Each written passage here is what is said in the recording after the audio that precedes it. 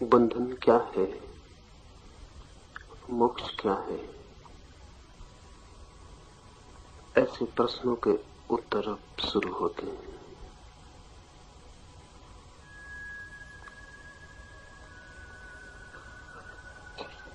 जीवन को, अस्तित्व को पहचानने की, खोजने की, अन्वेषण की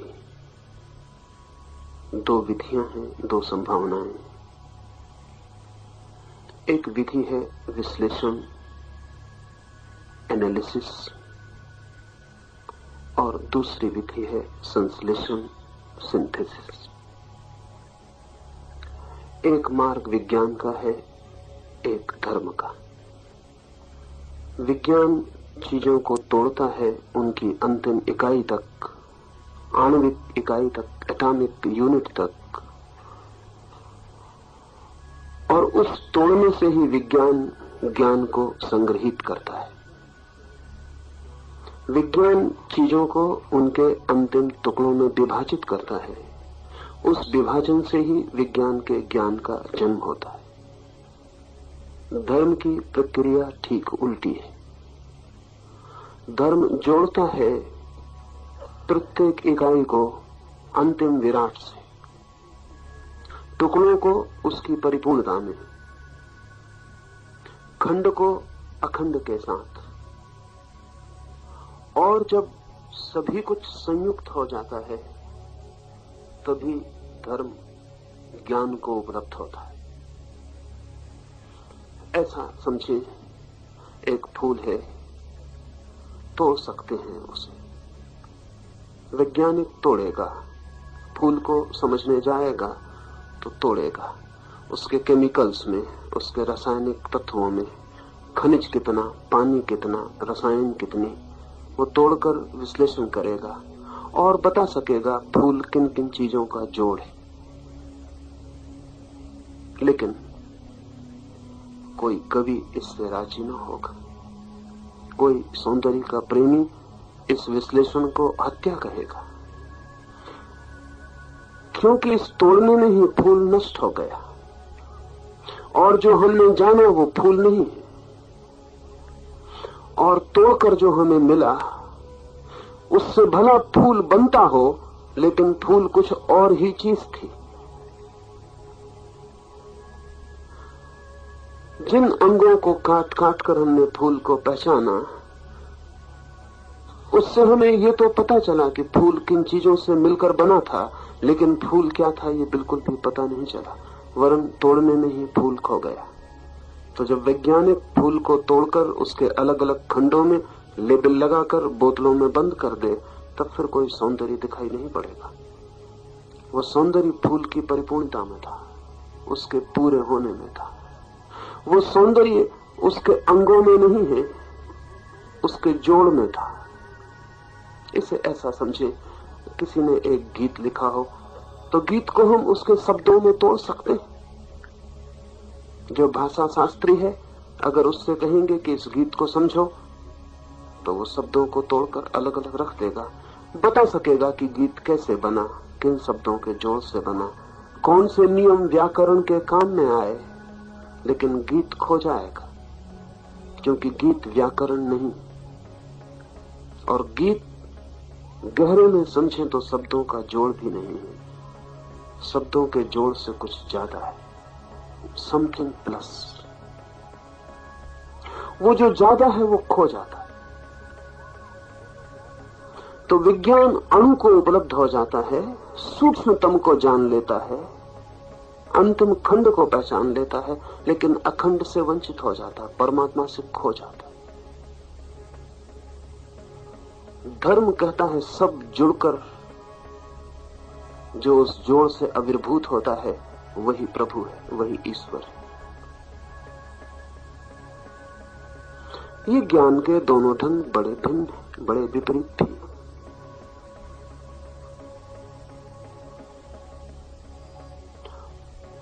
One is to analyze a thing, to divide it into its parts. But parts are not the whole. They constitute the whole, but they are not equivalent to the whole. The whole cannot be created without the parts, but still the whole is something plus, something more than all the parts combined. That something plus is the mystery. Science divides, and the knowledge achieved is through analysis. Religion is the quite opposite dimension. Religion believes not in division, but in synthesis. Religion goes on adding, totaling. And when everything is totaled, nothing remains outside. Everything is included. And this whole, taken as a whole, is looked at. The divine appears. And that's why science can never say that there is God. That is impossible. So no one should hope that any day science can say there is God. Because the very process of scientific analysis cannot lead to the total. The very process leads to the part, minutest part, never to the whole, because it depends on division. Science can never come to any divineness in the universe, in the existence. Because the divineness is something like a perfume that comes out of the whole. It is not mathematical. It is organic. It is not mechanical. It is alive. You can divide me into parts, then put again all those parts, but I will not be found there. You have put everything again in its place. But I am not a mechanical device. I am not just parts accumulated and arranged. Something more is there. More than all the parts. That something is lost. Life can never be known by analysis. Analysis can only know the material, never the spiritual. These are the two dimensions of knowing. So if someone concludes that there is nothing except matter, that only means that he has used the analytical method, and nothing else. When someone says there is no matter, but only consciousness, it only shows that he has used the method of synthesis, not analysis. Freud used analysis as a methodology.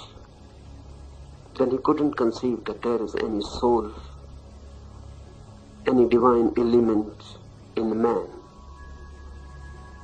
But another psychologist, Esagoli, now is using synthesis as a method, and he says there is no body, but only the spirit, only the consciousness. Whenever someone asserts matter or consciousness, it means a particular method for search has been used. Logic is analysis, law is synthesis. And that's why religion has always been illogical. And science always loveless. ये दो मार्ग हैं जानने के. विश्लेषण से हम कभी भी पदार्थ के पार नहीं पहुंच पाते, नहीं पहुंच सकेंगे, नहीं कोई उपाय नहीं सब आशाएं व्यर्थ हैं कि विज्ञान किसी दिन परमात्मा को घोषित करेगा। वैज्ञानिक भला कहने लगे कि परमात्मा है, लेकिन वैज्ञानिक का वक्तव्य विज्ञान का वक्तव्य नहीं। आइंस्टीन मरते समय अनुभव करने लगा था कोई दिव्य उपस्थिति, पर वो वैज्ञानिक का वक्तव्य है, विज्ञान का नहीं। वो वक्तव्य वैसे ही जैसे एक वैज्ञानिक प्रेम में पड़ जाए किसी के और कहने लगे इस स्त्री से ज्यादा सुंदर और कोई स्त्री जमीन पर नहीं, लेकिन ये कोई विज्ञान का वक्तव्य नहीं, एक वैज्ञानिक का वक्तव्य है। और एक वैज्ञानिक फूल को देखकर आनंदित हो उठे और नाच उठे, लेकिन ये नृत्य विज्ञान का नृत्य नहीं, ये वैज्ञानिक का नृत्य। लेकिन धार्मिक लोग अक्सर ऐसा सोच लेते हैं, अगर कभी कोई वैज्ञानिक कह देता है कि हाँ परमात्मा की प्रतीति मालूम पड़ती है, कभी कोई एडिंगटन, कभी कोई ओलिवर लार्ज, कभी कोई आइंस्टीन अगर कह देता है, तो धार्मिक आदमी बड़े जल्दी सोचने लगता है कि विज्ञान भी अब परमात्मा की बात करने जा रहा है। बड़ी भूल। ये वक्तव्य निजी है और वैयक्तिक है, इनका विज्ञान से कोई लेना देना नहीं।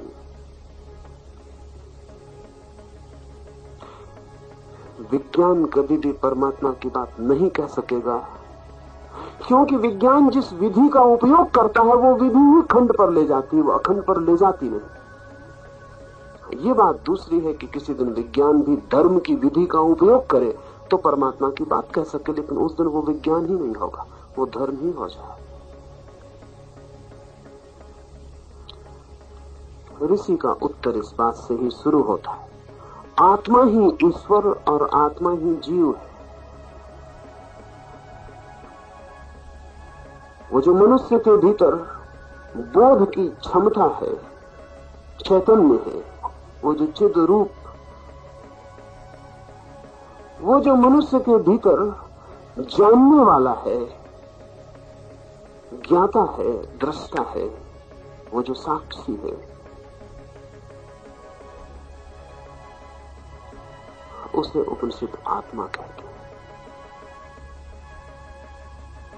लेकिन ये वक्तव्य बहुत अद्भुत है। ये वक्तव्य कहता है आत्मा ही ईश्वर, कोई ईश्वर इस आत्मा से अतिरिक्त नहीं। संश्लेषण की ये विधि है। आत्मा आपके भीतर है और परमात्मा इस सारे अस्तित्व का नाम है। बूंद है आपके पास। अगर हम वैज्ञानिक से पूछें कि सागर क्या है, तो वैज्ञानिक कहेगा बूंदों के जोड़ के अतिरिक्त और कुछ भी नहीं, और गलत नहीं कहता। अब सागर को बांटने जाएं तो बूंदों के सिवाय और क्या हाथ में लगेगा, लेकिन निश्चय ही क्या सागर बूंदों का जोड़ ही है?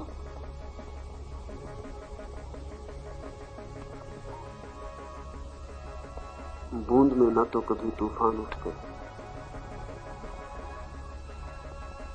बूंद में कभी लहरें नहीं उठती, बूंद का जोड़ ही नहीं है सागर। सागर कुछ और भी है, बूंद के जोड़ से भी ज्यादा। लेकिन विज्ञान कहेगा कहां है वो सागर? हम सब बूंदें खींच के निकाल लेते हैं, फिर सागर नहीं बचता। तो ठीक कहता, मेरा हाथ काट ले, मेरा पैर काट ले, मेरा सिर अलग कर दे, मेरी सारे अंगों को अलग कर ले, मैं कहां बचता हूं पीछे? फिर भी मैं हाथ और पैर के जोड़ से ज्यादा हूं। और जब मेरा पैर काटा जा सकता है, तब भी मैं इस बोध में स्थिर हो सकता हूं कि मैं नहीं काटा जा रहा हूं।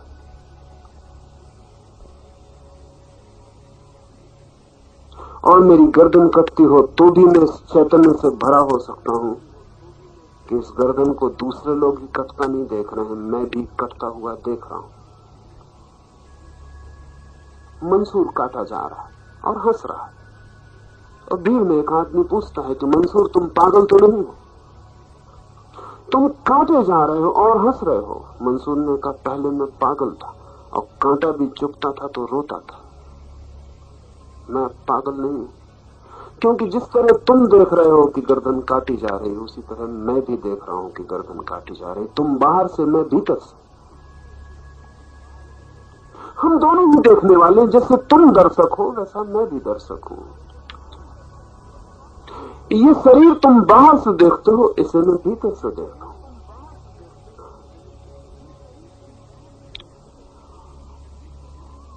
अगर हम धार्मिक से पूछें कि बूंद क्या है, तो वो कहता है सागर ही। वो कहता है सागर ही। वैज्ञानिक सागर को बूंद बना देता है, धार्मिक बूंद को सागर बना देता है।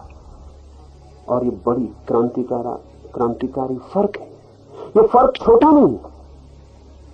विज्ञान सभी चीजों को उनके क्षुद्रतम हिस्से के साथ जोड़ देता है और धर्म सभी चीजों के उनके श्रेष्ठतम हिस्से के साथ जोड़ देता है।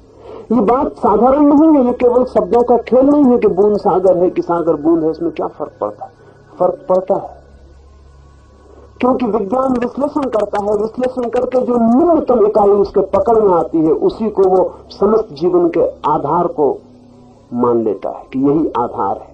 आदमी को काटते हैं तो पदार्थ हाथ लगता है, हड्डी हाथ लगती है, मांस हाथ लगता है, आत्मा हाथ नहीं लगती।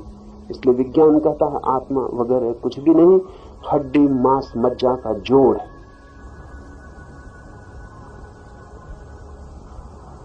सिर्फ जोड़, कुछ और ज्यादा नहीं। धर्म कहता है निकृष्ट से श्रेष्ठ को नहीं समझाया जा सकता। उल्टा हो सकता है, बूंद से सागर को नहीं समझाया जा सकता, सागर से बूंद को समझाया जा सकता है। श्रेष्ठ से निकृष्ट को समझाया जा सकता है, निकृष्ट से श्रेष्ठ को नहीं समझाया जा सकता। इसके कारण है, इस बात को ठीक से समझ लें तो उपनिषद की भाषा समझ में आ सकेगी।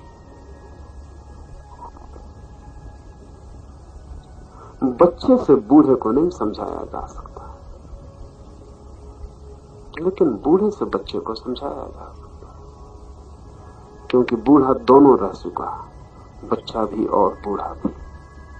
बच्चा अभी सिर्फ बच्चा ही, अभी बूढ़ा हुआ ही। सागर से हम बूंद को भी समझा सकते और सागर को भी, लेकिन बूंद से हम सागर को नहीं समझा सकते।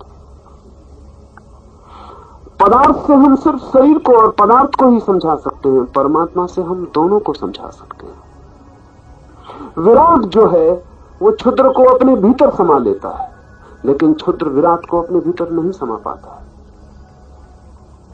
तो जितनी विराट की धारणा हो उतना हम सभी को उससे समझा सकते हैं, लेकिन क्षुद्र की धारणा से विराट को समझाना असंभव है। ऐसा समझें कि विज्ञान सदा ही प्रथम पर ध्यान रखता है और धर्म सदा ही अंतिम पर। विज्ञान पहले कदम पर ध्यान रखता है, धर्म अंतिम मंजिल पर, क्योंकि धर्म कहता है अगर मंजिल नहीं है तो पहला कदम भी नहीं समझाया जा सकता, क्योंकि बिना मंजिल के उसे पहला कदम भी कैसे कहिएगा। वो पहला कदम भी इसीलिए है कि कोई आखिरी कदम भविष्य में प्रतीक्षा करता है। तो मंजिल से हम पहले कदम को समझा सकते हैं, लेकिन पहले कदम को ही अगर हम सब कुछ मान लें तो मंजिल तो समझाई ही नहीं जा सकती, पहला कदम भी नहीं समझाया जा सकता। साध्य से हम साधन को समझा सकते हैं, लेकिन साधन से साधन को नहीं।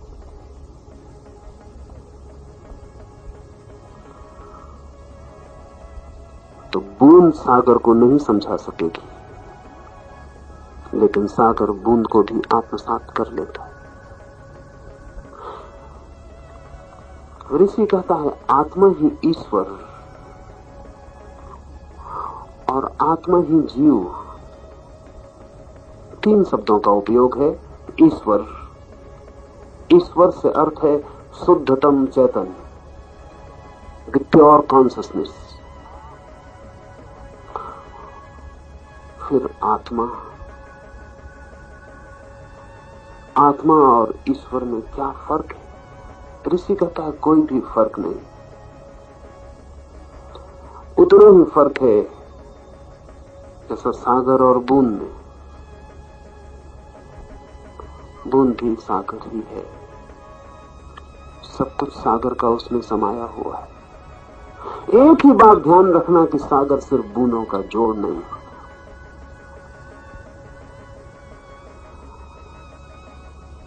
व्यक्ति के भीतर जब वो परम चैतन्य निवास करता है तो उसे आत्मा कहा है। जैसे सूरज निकला है आकाश में और आपके आंगन में सूरज की किरणें भर गई। सूरज की किरणों में और आपके आंगन की किरणों में कोई भी फर्क नहीं, फिर भी आपकी आंगन की किरणों की सीमा है। आपके मकान की दीवारें आपके आंगन में पड़ती सूरज की किरणों को घेरती, सीमा बन जाती है। सीमा में ऐसा निवास करता हुआ ईश्वर आत्मा है। लेकिन क्या सच में ही जब आपके आंगन में सूरज की किरणें बरसती हैं तो सूरज की किरणों पर कोई सीमा बनती है कि सीमा आपके आंगन की ही होती है? सूरज की किरणों पर आपकी दीवारें क्या बाधा बनेंगी? सूरज की किरणों को आपकी दीवारें क्या बांध पाएंगी? दीवारें आपके आंगन को ही बांधती। लेकिन अगर आपके आंगन में पड़ती हुई धूप को ये वहम हो जाए, ये भ्रम हो जाए कि मैं भी बंध गया, तो इसका नाम जीव है। शरीर की सीमाओं में जो परमात्मा है उसका नाम आत्मा है। लेकिन अगर इस आत्मा को ये भ्रम हो जाए कि मैं यही शरीर हूं तो इसका नाम जीव है।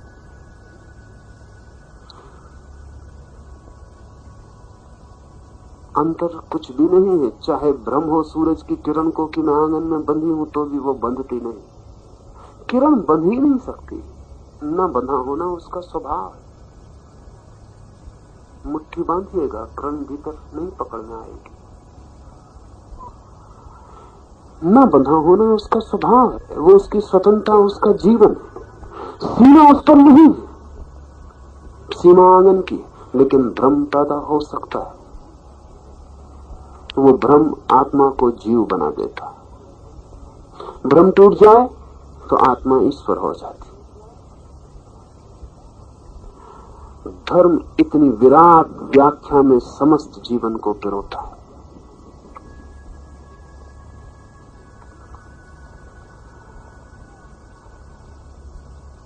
ये जो चिंतन की सरणी है, इसे ठीक से ख्याल में ले लेना साधक के लिए बड़ा उपयोगी, क्योंकि उसकी भी फिर यात्रा आंगन से, आंगन की दीवारों से धूप और धूप से सूरज की तरफ।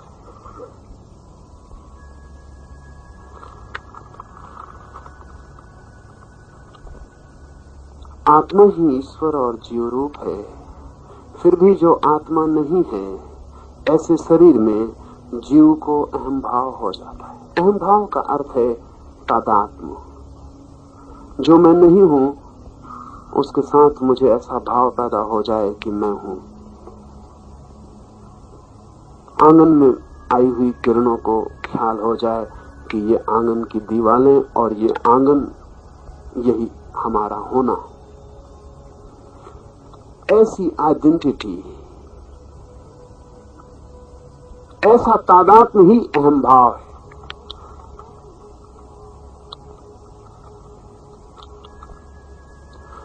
To be identified with something which you are not is the formation of the ego. Ego means to be identified with something you are not.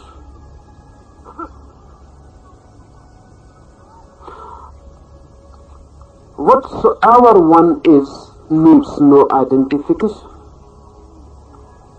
You need not be identified with it. You are already. So whenever there is any identification, it means with something else that you are not.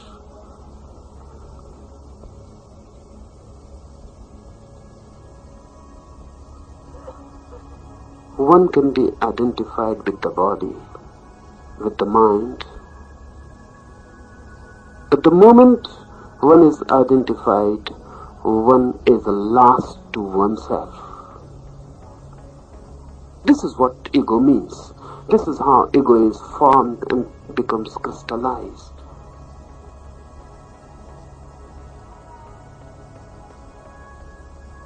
Whenever you assert I, there is identification with something, with some name, with some form, with some body,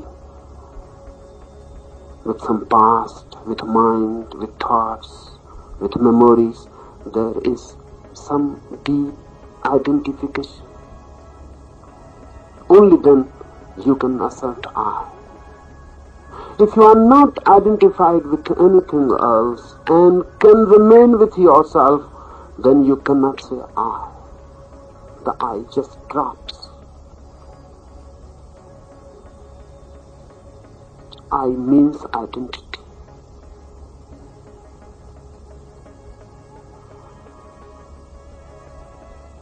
Identity is the basis of all slavery.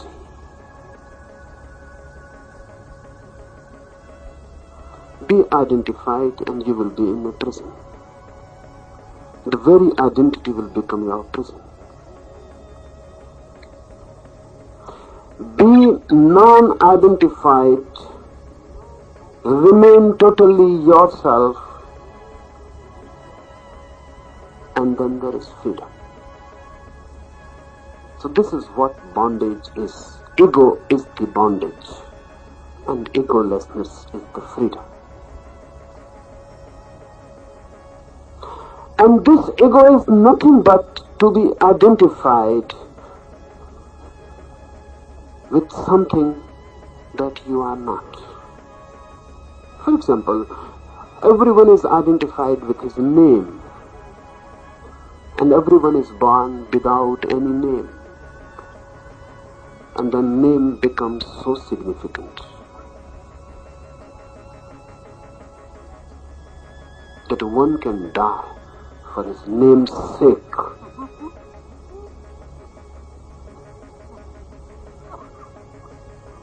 What is the name?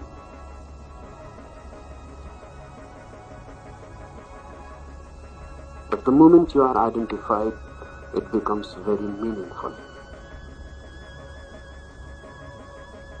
And everyone is born without any name, nameless. You take the form. Everyone is identified with one's own form. Every day you are standing before your mirror. What you are seeing? Yourself? No. No mirror can mirror you. Just the form you are identified with.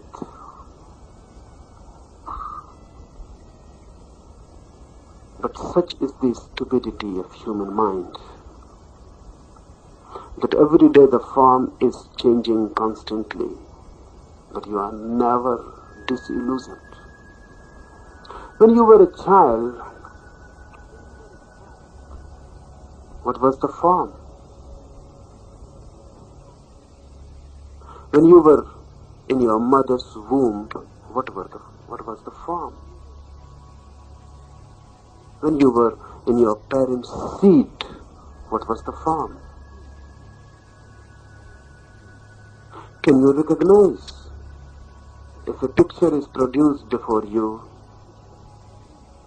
of the egg in your mother's womb, will you be able to recognize this is I? No. But you must have been identified with this egg.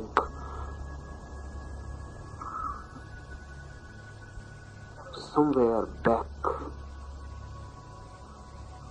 You were born, and the first scream can be reproduced before you. Will you be able to recognize this is my scream? No, but it was yours, and you must have been identified with that. If an album can be produced before a dying man, a constant changing form, there is a continuity, but still every moment a change. The body is changing every 7 years completely, totally. nothing remains the same, not a single cell. Still we think, this is my form, this is me. And consciousness is formless. And the form is just something outside which goes on changing and changing and changing, just like clothes. This identification is ego. If you are not identified with anything, with name and with form or anything, then where is the ego? Then you are, and still you are not.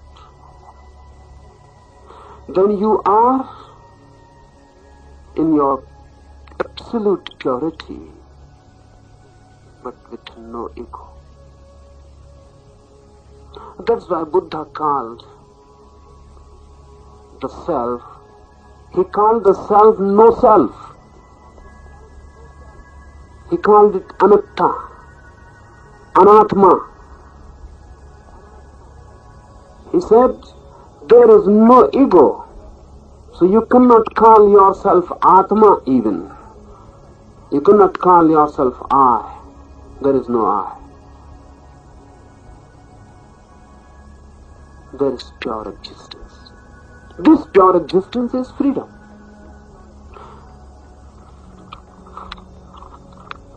अहम भाव का हो जाना बंधन और अहम भाव का निकल जाना, यही मोक्ष। इस अहम भाव को जो उत्पन्न करती है वो अविद्या, और जिससे ये अहम भाव निकल जाता है वह विद्या कहलाती है। इस अहम भाव को जो उत्पन्न करती है वो अविद्या। जिस विधि से, जिस ढंग से, जिस प्रक्रिया से ये अहम भाव निर्मित होता है उसे अविद्या कहा है। और जिस विधि से, जिस मार्ग से ये अहम भाव क्षीण होता, गलता, बिखर जाता, विसर जाता है उसे विद्या कहा है। हम सब अविद्या में ही जीते, क्योंकि हम सिवाय अहंकार निर्मित करने के और कुछ भी तो नहीं करते। चाहे हम धन कमाते हो तो भी हम अहंकार निर्मित करने को ही कमाते, और चाहे हम ज्ञान इकट्ठा करते हो तो भी हम अहंकार को भरने को ही इकट्ठा करते हैं, और चाहे हम पदों की लंबी यात्रा पर निकलते हो, सीढ़ी दर सीढ़ी चढ़ते हो राजधानियों की, तब भी हम सिंहासनों पर पहुंचकर करते क्या? सिंहासनों पर आप प्रतिष्ठित नहीं होते, अहंकार ही प्रतिष्ठित होता है। राजमुकुट आपके सिर पर नहीं रखे जाते, राजमुकुट आपके अस्मिता, आपके अहंकार के सिर पर ही बंधते। अहंकार के अतिरिक्त हम कुछ भी अर्जन नहीं करते। हमारे पूरे जीवन की सारी प्रक्रिया इतनी है कि कैसे मैं कुछ हो जाऊं और कैसे मैं दूसरों के मैं को हटाऊं पीछे और आगे खड़ा हो जाऊं। एक थोथी दौड़, लेकिन जीवन पर वही चलती है। खटोले से लेकर कब्र तक वही चलती, वही दौड़ ईर्ष्या की, प्रतिस्पर्धा की, प्रतियोगिता की। क्या है ईर्ष्या, क्या है प्रतिस्पर्धा, क्या है प्रतियोगिता, किससे है संघर्ष और किस लिए है? एक ही आधार है, सिर्फ कि मैं पिछड़ ना जाऊं, मैं छोटा न रह जाऊं, मैं दीनहीन न रह जाऊं, मेरे ऊपर भी राजमुकुट बंधे, मेरे गलों में भी फूल मालाएं हों, मेरे अहंकार में भी हीरे जवाहरात जड़े, मैं भी चमकूं, मैं कुछ न रह जाऊं, कुछ हो जाऊं। छोटे से छोटे आदमी से लेकर बड़े से बड़ा आदमी एक ही दौड़ में, और ये दौड़ इतनी अद्भुत है कि कभी कभी ये दौड़ विपरीत भी हो जाती है और फिर भी मूल आधार बना रहता है। एक आदमी धन कमाए चला जाता है इसलिए कि मैं चोटी पर पहुंच जाऊं, गौरी शंकर की धन की चोटी पर। फिर एक आदमी धन को लात मार के जंगल चला जाता, तपस्या करता, और तब भी हो सकता है मैं की अकड़ कायम हो और वो आदमी अब धन की जगह टप के सिक्के इकट्ठे कर रहा हो। और अब भी अकड़ यही हो कि मेरा जैसा तपस्वी और कोई भी नहीं। कहां मैं और कहां ये सारी दुनिया। अहंकार ईश्वर की खोज तक से अपने को भर सकता है। अहंकार इसलिए भी ईश्वर की चर्चा में पड़ सकता है कि मेरी मुट्ठी में छोटी मोटी बातें नहीं, ईश्वर भी है।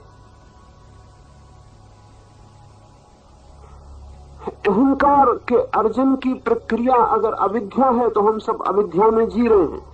और जिसे हम विद्या कहते हैं, विद्यालय कहते हैं, जिन्हें हम विद्यापीठ कहते हैं, विश्वविद्यालय कहते हैं, अगर ऋषि की बात को समझें तो वो सब अविद्यालय हैं, अविद्या पीठ, क्योंकि वहां सिर्फ अहंकार को भरने के अतिरिक्त और तो कोई कला सिखाई नहीं जाती। सारी शिक्षा अहंकार को जगाने का प्रयोग है, महत्वाकांक्षा, एम्बिशन को उठाने की कोशिश है। तो बाप बेटे से कह रहा है कि पिछड़ मत जाना, अपनी क्लास में नंबर 1 आना।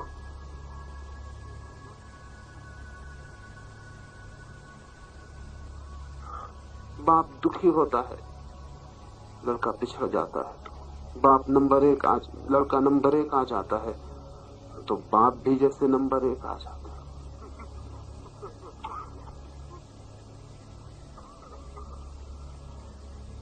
दौड़ाना है सबको, एक ही खेल है। अगर ये अविद्या है तो हमारा सारा जीवन अविद्या है। विद्या का हमें कोई पता ही नहीं, क्योंकि ऋषि कहता है विद्या उस प्रक्रिया का नाम, उस विधि का जिससे मैं गलता, बिसर जाता, नहीं बनता। और एक घड़ी आती है कि अहंकार नहीं होता, केवल आत्मा रह जाती, केवल होना रह जाता है।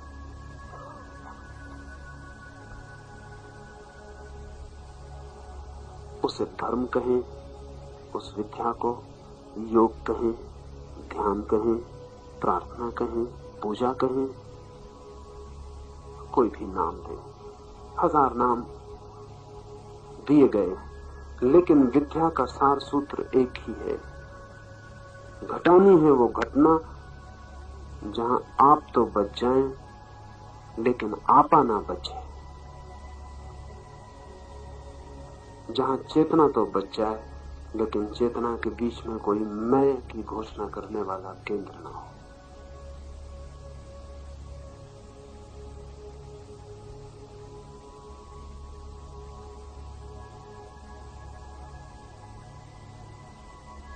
किसी भी द्वार से और किसी भी मार्ग से मैं अपने को खो पाऊं। खो पाऊं का अर्थ है सो जाऊं नहीं, खो पाऊं का अर्थ है विस्मरण हो जाऊं नहीं, खो पाऊं का अर्थ है भूल जाऊं अपने को नहीं, खो पाऊं का अर्थ है बचूं पूरी तरह जागा, होश से भरा, स्मरण पूर्वक, फिर भी मैं ना बचूं। वही बच जाए जिसके साथ मैं का कोई भी जोड़ नहीं। बुद्ध के चरणों में किसी ने आके सिर रखा है एक सुबह।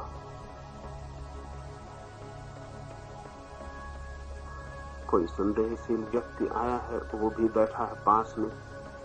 उसने बुद्ध से कहा, आप इस व्यक्ति को रोकते नहीं कि आपके चरण ना छुए, क्योंकि आपने ही तो हमें समझाया है कि किसी के शरण में जाने की जरूरत नहीं, स्वयं को खोजो। यह आदमी आपके शरण में आ रहा है, आप इसे रोकते नहीं। बुद्ध ने कहा, अगर मैं होता तो जरूर रोकता।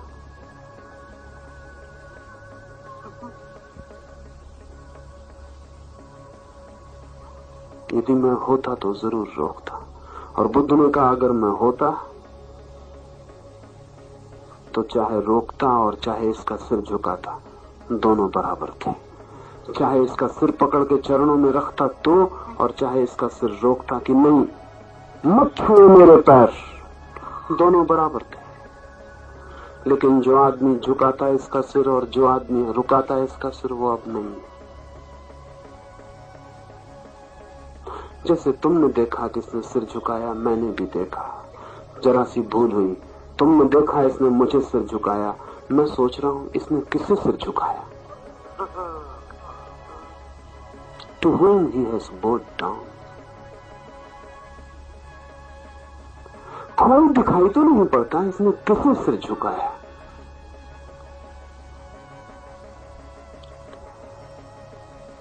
ऐसी घड़ी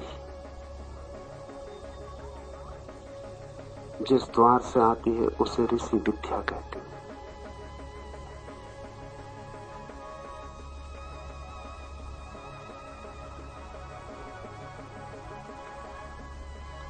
This term avidya really cannot be translated.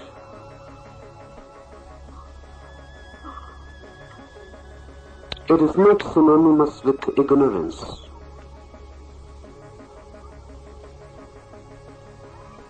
It is not ignorance.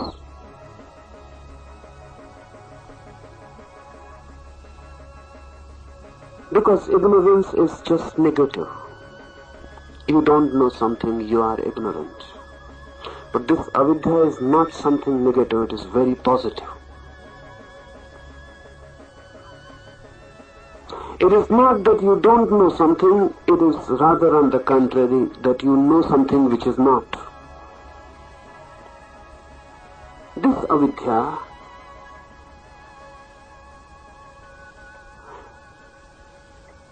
is rather a positive projection of something which is not. The I is not, the ego is the most non-existential thing in the world. Looks very substantial and is absolutely empty. Avidya means the projective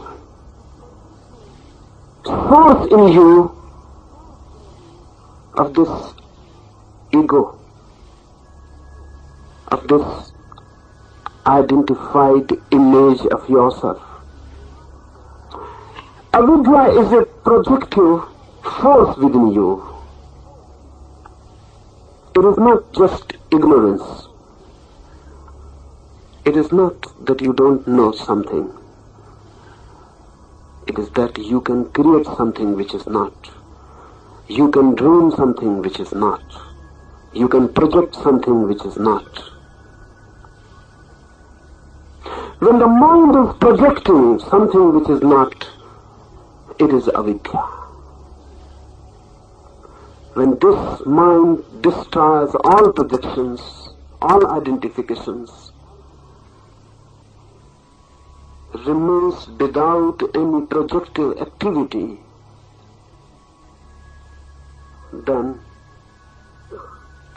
this method of destroying all projections, all that is not but appears to be, is called vidya. Vidya is not knowledge. Again, vidya is a positive force to destroy all that which avidya creates.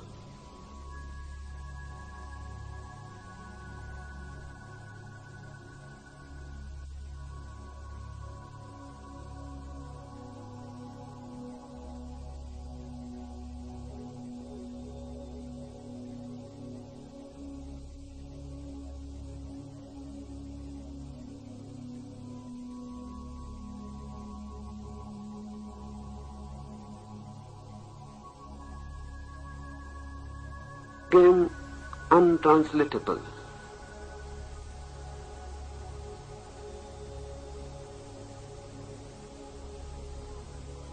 Vidya means a positive force in you which can destroy ego formation. Both are positive.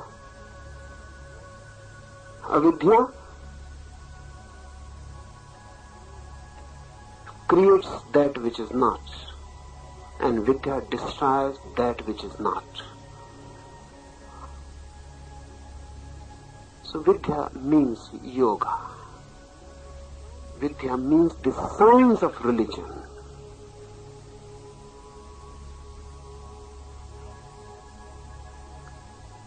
ये जो विज्ञान है धर्म का,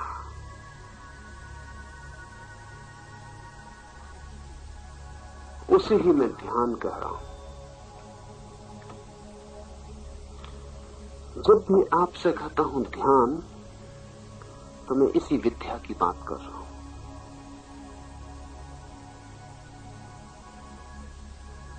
हम सब जीते हैं गैर ध्यान में। हम ऐसे जीते हैं जैसे सोए सोए। कभी आपने अगर किसी व्यक्ति को हिप्नोसिस में, सम्मोहन में देखा हो चलते हुए, या कभी आपने किसी व्यक्ति को निद्रा में चलते हुए देखा हो, किसी सोमनबुलिस्ट को।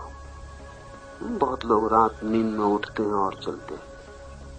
आप में भी यहां बहुत लोग होंगे, क्योंकि 100 में से कम 7 लोग नींद में चल सकते हैं, कम से कम 7। पर उसको पता भी नहीं चलता, क्योंकि चल फिर के वापस सो जाता है, आंखें खोल के चल लेता है। लोगों ने हत्याएं तक की हैं नींद में चल के, और सुबह उनको बिल्कुल पता नहीं है। वो केवल इतना ही कह सकते हैं कि हाँ, ऐसा कोई सपना देखा रात कि किसी की हत्या की। लोगों ने चोरियां की और जरा भी वे कसूरवार नहीं थे, क्योंकि वो सब नींद में हुआ।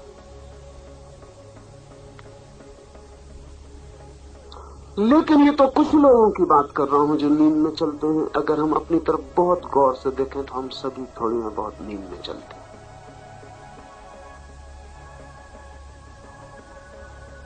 आप जो कर रहे होते हैं उस पर आपका कहां होता है ध्यान? ध्यान तो कहीं और होता है। राह पर चलते हैं आप, तब चलने में आपका ध्यान होता है। चलने को छोड़ के और कहीं भी होता होगा। जब आप भोजन कर रहे होते हैं तब भोजन करने में ध्यान होता है। भोजन को छोड़कर और कहीं भी होता होगा। हाँ, भोजन पे भी कभी कभी होता है, लेकिन वो तब होता है जब भोजन नहीं कर रहे होते। जहां होते हैं आप, वहां ध्यान नहीं होता। तो वहां क्या होता होगा जहां आप होते हैं जब ध्यान नहीं होता? वहां नींद होती। उसी नींद में सब उपद्रव होता है। जब आपने किसी पर क्रोध किया तो आपने ख्याल किया कि आपका ध्यान वहां था, क्योंकि ध्यान होता तो क्रोध करना असंभव है। ध्यान और क्रोध का कोई मेल ही नहीं बैठता। ध्यान हो तो क्रोध हो नहीं सकता। क्रोध के होने के लिए नींद जरूरी है, नशा जरूरी है। इसलिए तो आदमी क्रोध के बाद पछताता है, कहता है कि कैसे मैंने किया और क्यों किया, क्या सार था, इसी ने किया है। और ऐसा भी नहीं कि पहली दफे किया, और ऐसा भी नहीं कि पहली दफे पछता रहा है। बहुत दफे ऐसे ही पछता है, ऐसे ही क्रोध किया, और हर बार यही सोचा क्यों किया, क्या सार था, ये किया क्यों अगर सार नहीं था। ये आदमी मौजूद ही नहीं था। ये तो जब क्रोध चला गया तब ये वापस आए घर। ये थे नहीं, तब हो गया। जब लौटे तो पछता रहे, लेकिन अब पछताने से कोई फायदा नहीं। अब कोई भी अर्थ नहीं, अब कोई भी सार नहीं। कुछ चीजें ध्यान में हो ही नहीं सकती। असल में जिसे पाप कहा है जानने वालों ने, उसे ही पाप कहा है जो ध्यान पूर्वक नहीं हो सकता। पाप की यही परिभाषा है कि जो ध्यान पूर्वक न हो सके वो पाप है, और जो ध्यान पूर्वक हो सके वो पुण्य।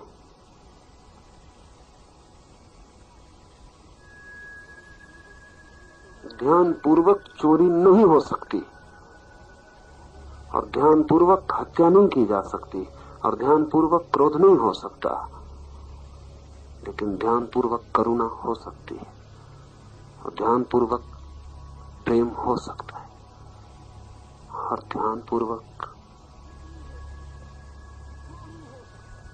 जो भी हो सकता है वो सब धर्म है और पुण्य है। जो ध्यान पूर्वक हो ही ना सके, जिसके लिए नींद अनिवार्य तत्व हो, जो नींद में ही फल सकता हो, वही पाप है। तो ध्यान में हम जीते नहीं। कभी कभी ध्यान करने बैठते हैं तो वहां भी नींद आती है, वहां भी बल्कि और जोर से आती है। उसका कारण है कि उसका हमें कोई ख्याल ही नहीं, कोई अनुभव ही नहीं है।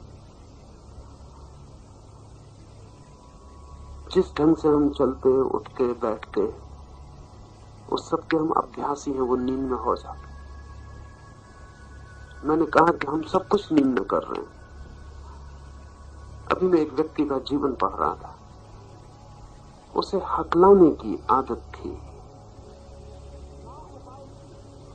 लाख उपाय किए, हकलाना ना गया। मनोवैज्ञानिकों ने मनोविश्लेषण किया, वर्षों हजारों डॉलर उसकी चिकित्सा पर खर्च हुए। बड़े आदमी का लड़का था, कोई रास्ता ना निकला। दवाएं चली, सब हुआ, लेकिन नहीं, हकलाना बंद नहीं हुआ।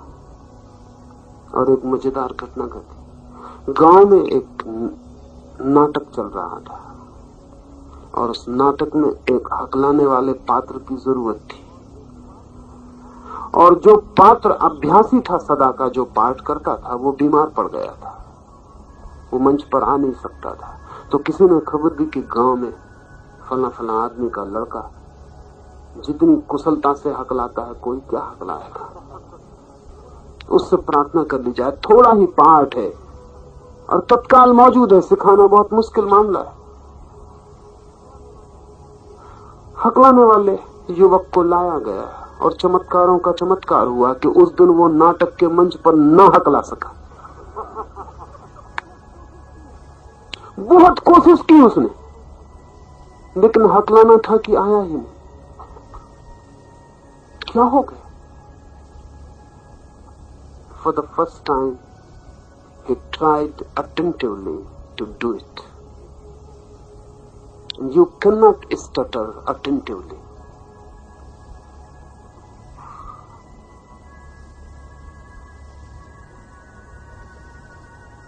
एक गांव में था, एक युवक विश्वविद्यालय का मेरे पास आया। उसे एक अजीब सी आदत पड़ गई है, स्त्रियों जैसा चलने की। तो बहुत उपाय हो गए हैं, लेकिन वो जाता नहीं। कभी भी वक्त बेवक्त सड़क पर अचानक वो पाता है कि वो स्त्रियों जैसा चल रहा है। स्त्रियों जैसा चलने में कोई बुराई नहीं है, क्योंकि स्त्रियां चलती ही हैं।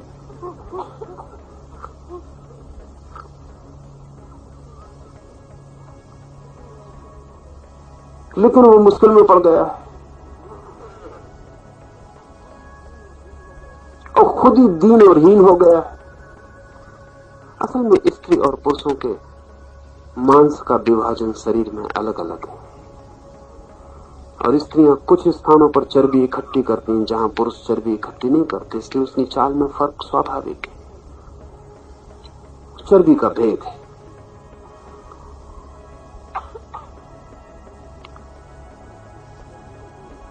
पर उसकी चर्बी में कोई ऐसी बात नहीं है कि वो स्त्रियों जैसा चले, क्योंकि कभी कभी वो पुरुषों जैसा चलता ही है और कभी कभी एकदम बस स्त्रियों जैसा चलने लगता है। तो बड़ी मुसीबत में था। मैंने उससे कहा, तू एक काम कर, तू अब जान के स्त्रियों जैसा चलने लग। उसने कहा, क्या कहते हैं आप? बिना जाने इस मुसीबत में पड़ा हूं और जान के चलने लगूं? मैं तो जान के रोकने की कोशिश करता हूं दिन रात, जब भी चूक जाता हूं बस चल जाता हूं। मैंने कहा कि तूने जान के कोशिश कर ली, रोकने की नहीं रुक पाया। अब मैं तुझसे कहता हूं, तू जान के चलने की कोशिश कर, उठ और मेरे सामने चल के बता दे। उसने बहुत कोशिश की, वो न चल पाया। उसने कहा, पता नहीं क्या हो गया, आज आपने कुछ चमत्कार किया।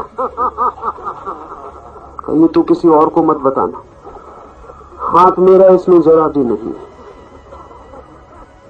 तू ही चमत्कार कर रहा है, तुझे पता नहीं इस चमत्कार का। कुछ चीजें जान के की ही नहीं जा सकती, होश पूर्वक नहीं की जा सकती। कुछ चीजें बस होश के साथ ही टूट जाती। ध्यान विधि है विद्या की। अहंकार भी होश पूर्वक नहीं किया जा सकता। अहंकार होश पूर्वक करके देखें तो आपको पता चलेगा। गुरुजीएफ अपने साधकों के साथ एक खेल खेला करता था। वो अपने साधकों को ऐसी हालत में ला देता था कि उन्हें ख्याल ही ना रहे कि वो क्रोध में भरे जा रहे हैं। कुछ ऐसी बात कर देता, कुछ ऐसी स्थिति पैदा कर देता कि किसी साधक को चिढ़ पैदा हो जाए, परेशान हो जाए, चिल्लाने लगे, गालियां बकने लगे, आंख बबूला हो जाए। और ये सब आयोजित होता और इसमें सब सहयोगी होते। ये खेल होता, सिर्फ उस आदमी को भर पता नहीं होता तो उसके साथ खेल खेला जा रहा है। और जब वो अपने पूरे तूफान में आ जाता, अपना बोरिया बिस्तर बांध के भागने के करीब हो जाता और गालियां बकने लगता, तब गुरुजीएफ कहता कि होश, इस वक्त होश ला कि तू क्या कर रहा। और वो आदमी एकदम भीतर सब खो गया और चारों तरफ वो देख के हंसने लगता। वो कहता कि हद कर दी। तो ये सब खेल था। वो अहंकार को जगाने की कोशिश करता और जब जग जाता किसी का अहंकार, तब वो ऐन वक्त तो उसको जोर से आवाज दे देता कि इस वक्त देख भीतर मैं है। और वो आदमी जो आग बबूला हो रहा था अहंकार से, वो आंख बंद करके भीतर देखता, शांत हो जाता, आंख खोल के कहता कि नहीं, भीतर खोजता हूं, बिल्कुल नहीं। फिर ये क्या था जो इतना तूफान मचा रहा था? नाकुश से भी बड़े तूफान उठ जाते, प्यालियों में तूफान उठ जाते, नाकुश से बड़े तूफान उठ जाते। विद्या प्रयोग है इस बात का कि हमारे भीतर जो हमने व्यर्थ के झूठे आकार निर्मित कर लिए हैं, उन्हें हम कैसे गिरा दें। बहुत विधियां हैं विद्या की। कुछ विधियों पर हम यहां प्रयोग कर रहे हैं। आज रात की विधि पर थोड़ी बात आपको समझा दूं और कल के प्रयोगों के लिए थोड़ी बात आपको समझा दूं, फिर हम रात के ध्यान में उतरे। रात की जो विधि है जिसे हम अभी करने जाने वाले हैं, उस विधि में 30 मिनट तक मेरी तरफ आपको एकटक बिना पलक झपाए देखना है। जितनी आंख खोल के आप मेरी तरफ देख सके। आंख के द्वारा आपको मुझसे संबंधित हो जाना है। आंख द्वार है। आपको अपनी चेतना आंख से मेरे तक ले आनी, मुझ तक फैला देनी। इतनी अगर फैल सके तो फिर कितनी ही फैल सकती है, इसकी बहुत फिक्र ना करें। इतना अगर हो जाए कि मुझ तक आ जाए तो आकाश तक ले जाने में कठिनाई नहीं होगी। तो 30 मिनट आंख को झपकाना ही नहीं। आप कहेंगे बड़ा मुश्किल है, जरा भी मुश्किल नहीं है। आपको पता नहीं रहता, फिल्म में आप बैठे रहते हैं और घंटों आंख नहीं झपकती, इसलिए तो आंख थक जाती। आपको ख्याल ही नहीं रहता और आंख नहीं झपकती, इसलिए आंख थक जाती। जब भी आप कोई चीज गौर से देख रहे होते हैं, आंख का झपकना बंद हो जाता है। कोई अड़चन नहीं है, अड़चन मन की बनाई हुई है। क्योंकि जैसे ही आपका मन को पता चलेगा कि ये तो खतरा हुआ जा रहा है, ये तो मेरी अविद्या टूटने का मौका आ गया, ये तो सारा जाल गिर जाएगा, अगर ये छलांग एक लग गई तो मिटा, वैसे ही मन कहेगा आंख बिल्कुल थकी जा रही, पागल हो गए हो, बंद करो, झपकाओ। वो सब मन की तरकीबें हैं, उनसे सावधान होना जरूरी। कोई फिक्र नहीं, आंसू आएंगे तो अच्छा ही है, थोड़ी आंखें साफ ही हो जाएंगी, थोड़े आंसू हल्के हो जाएंगे। कोई फिक्र न करे, 30 मिनट आंख नहीं झपकानी। एक प्रयोग खड़े होकर होगा, आंख नहीं झपकानी है, बिल्कुल मेरी तरफ एक टक देखते रहना। दोनों हाथ आकाश की तरफ ऊपर रखने, क्योंकि पूरी चेष्टा यह है कि जो चेतना मेरी तरफ आपकी आ रही है उसे किसी भी क्षण आकाश की तरफ गतिमान करना है। तो दोनों हाथ आकाश की तरफ उठे हुए रखने। एक टक मेरी तरफ देखना है, नाचते रहना, कूदते रहना, और साथ में हु हु हु की जोर से आवाज करते रहना। ये हु एक मंत्र की तरह प्रयोग किया जा रहा है। इस हु के चोट से आपके भीतर जैसे कुंडलनी कहें उस पर चोट पड़ती। जब आप हु जोर से कहते हैं तो आपको ख्याल में आएगा कि ये चोट ठीक आपके काम केंद्र पर पहुंच जाती, ठीक मूलाधार पर पहुंच जाती। तो 30 मिनट एक टक आंख मेरी तरफ, चेतना मेरी तरफ दौड़ती हुई, हु की आवाज आपकी कुंडलनी पर चोट करती हुई, हाथ आकाश की तरफ यात्रा को तत्पर, और आप नाचते हुए, क्योंकि वो जो आपका नाचना है उस नाचने में चोट तीव्रता से पड़ेगी और भीतर से ऊर्जा उठनी शुरू होगी और आपकी रीढ़ से ऊपर की यात्रा पर निकलने लगेगी। इस बीच मैं चुप ही रहूंगा, लेकिन कभी कभी दोनों हाथ से इशारे करूंगा आपको ऊपर की तरफ जाने के। जब मैं ये हाथ का इशारा करूं तो आपको अपनी पूरी शक्ति लगा देनी है, नाचने में, हुंकार करने में, आंखें फाड़ कर देखने में। आपको बिल्कुल पागल हो जाना, जितनी शक्ति आपके भीतर हो लगा देनी और उछलते जाना। जब मैं हाथ बिल्कुल ऊपर ले जाऊं और रोक लूं तो आपको पूरी ताकत लगा देनी। ऐसा मैं 10-25 बार आपको नीचे से ऊपर तक ले जाने के लिए इशारे करूंगा। उस वक्त आप जरा भी कंजूसी ना करें, कृपण ना हो, पूरी शक्ति लगा दें। और जब मुझे अभी बैठे रहे पूरी बात समझ लें। और जब मुझे ऐसा लगेगा कि आपकी रीढ़ में दौड़ने लगी ऊर्जा और आपका शरीर एक नाचता हुआ शक्ति का प्रवाह हो गया, तब जब मुझे लगेगा कि बहुत लोग नाच के उस जगह आ गए जहां उनका परम मिलन परमात्मा की शक्ति से भी हो सकता है, तो मैं अपने हाथों को उल्टा दूंगा। जब मैं हाथ उल्टाऊं तब आपको और अपने भीतर खोज कर लेनी है कि थोड़ी बहुत शक्ति बची हो तो वो भी लगा दे, और मैं हाथों को नीचे की तरफ लाऊंगा। ये इशारा आपके लिए ही होगा कि अगर इस क्षण आप अपनी पूरी शक्ति लगाते हैं तो ऊपर से परमात्मा की शक्ति भी आपके भीतर उतर सकती, और जहां इन दोनों का मिलन होता है वही आनंद है, और जहां इन दोनों का मिलन होता है वही विद्या फलित हो जाती है। जहां व्यक्ति की चेतना का मिलन शरीर से हो जाता है वही अविद्या हो जाती है, अहंकार जन्म ले लेता है। और जहां व्यक्ति की चेतना का मिलन परमात्मा चेतना से हो जाता है वही विद्या फलित हो जाती है, और व्यक्ति निरअहंकार अवस्था को उपलब्ध हो जाता है। जहां चेतना शरीर से जुड़ती है वहां जीव निर्मित हो जाता है, और जहां चेतना परमात्मा से मिलती है वहां आत्मा निर्मित हो जाती है। तो ये तो रात का प्रयोग। This night meditation is going to be a constant staring at me for 30 minutes without blinking the eyes. Just go on staring at me for 30 minutes. Feel your eyes just as doors, and from those doors your consciousness is coming towards me. Go on feeling that your consciousness is coming towards me.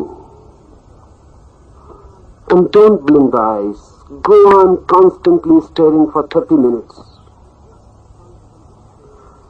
This constant staring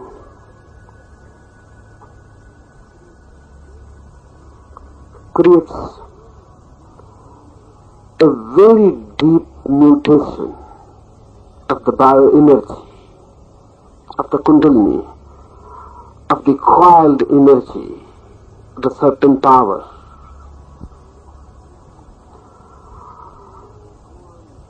For 30 minutes, go on jumping. Your hands will be raised towards the sky, as if you are just to fly towards the divine. So your hands will be raised, your eyes will be staring at me, and you will have to jump and go on using a mantra, the mantra of who. This who is not a word. This is a meaningless sound. This who is to be used just as a hammering inside on the coiled energy so that it uncoils and the serpent within begins to move upwards. You will begin to feel a subtle flow of energy in your spine. The energy will be going up and up. You will become weightless. For 30 minutes, constantly using the mantra who, forcefully, jumping, staring at me. Then after 30 minutes, I will tell you to stop and just lie down dead for 10 minutes. This is the night experiment. 2-3 सूचनाएं और आज के प्रयोग में मैंने थोड़ा सा, आप थोड़े अभ्यस्त हो जाएं, इसलिए बहुत ताकत आपसे नहीं लगवाई और प्रयोग को थोड़ा उदार रखा था। कल से प्रयोग गहरा होगा। तो कल से जो प्रयोग की व्यवस्था पूरे कैंप में चलेगी, शिविर में, वो आपको समझा दूं। सुबह हमने आज जो प्रयोग किया था वो हम दोपहर को करेंगे 4 से 5। सुबह हमने जो प्रयोग किया था वो हम दोपहर करेंगे 4 से 5। कीर्तन 15 मिनट, 15 मिनट नृत्य और 30 मिनट विश्राम। सुबह हम कल से दूसरा प्रयोग शुरू करेंगे। 10 मिनट तीव्र श्वास, 10 मिनट नृत्य, सीखना, चिल्लाना, हंसना, शरीर की सारी शक्तियों को बाहर उलीच देना। 10 मिनट हूं के मंत्र का प्रयोग जैसा रात करेंगे ऐसा, और फिर 30 मिनट विश्राम। सुबह ये प्रयोग होगा। सुबह वाला जो हमने आज किया वो दोपहर होगा, और रात जैसा हम प्रयोग करते हैं वो रात जारी रहेगा। Tomorrow morning you will do a new meditation. Whatsoever we did this morning today, that meditation will be done in the afternoon. Kirtan meditation will be done in the afternoon instead of silent meditation. And in the morning we will be doing a meditation of 4 steps. The first step 10 minutes fast breathing. So fast that your body becomes just oxidized energy. Then for 10 minutes a catharsis. Whatsoever happens inside you, just throw it out. Go on dancing, crying, making noise, laughing, weeping, whatsoever you feel, just be free to express it. And then in the third step, 10 minutes, the mantra who will be used. And then in the fourth step, for 30 minutes, total rest, as if you have died. So this will be the morning meditation tomorrow. And today's morning meditation will be used in the afternoon meditation.